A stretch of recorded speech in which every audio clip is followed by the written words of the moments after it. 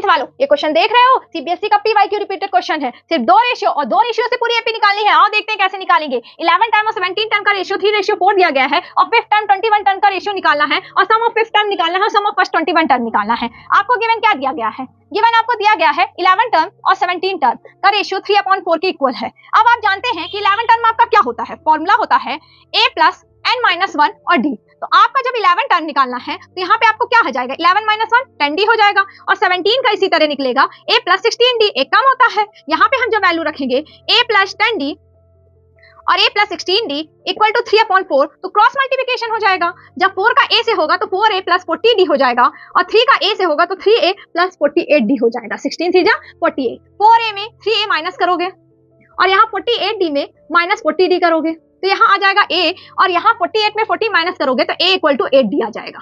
अब a equal to 8d। अब आपको बोला है 5th टर्म और 21 टर्म का निकालना है, तो आप जानते हो कि जब 5th टर्म का निकालोगे तो a प्लस 4d होता है और a प्लस 4d, a की वैल्यू कितनी आई है 8d प्लस 4d, तो 5th टर्म हमारा कितना हो गया 12d हो गया और यहाँ पे t 21 दिया गया है तो a प्लस 20d और a कितना है 8d है और 20d कितना है, तो 20 प्लस 8 कितना हो गया 28d हो गया। अब इन दोनों का रेशियो t5/t21, तो यहाँ 12d/28d। dd आपका क्या हो गया कैंसिल, 2 6 जा 12, 2 14 जा 8। अब इसे फिर कट कर सकते हैं, 2 3 जा 6 और 2 7 जा 14। तो आपका ये कितना आ गया 3:7। आपका 5th का आ गया 3:5 और 21 का रेशियो आ गया 3:7। अब हमको फाइंड करना है सम ऑफ 5th टर्म और सम ऑफ 21 टर्म। अब हम निकालेंगे सम ऑफ 5th टर्म। इसका 5th टर्म और 21 टर्म का रेशियो 3:7 आ गया। अब आपको निकालना है सम ऑफ 5th टर्म, तो n/2 2a प्लस n-1 और d होता है।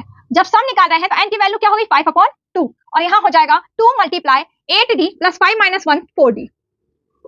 n की जगह पे 5 रखें 5/2 और यहाँ हो जाएगा 18 2 जा 16d प्लस 4d।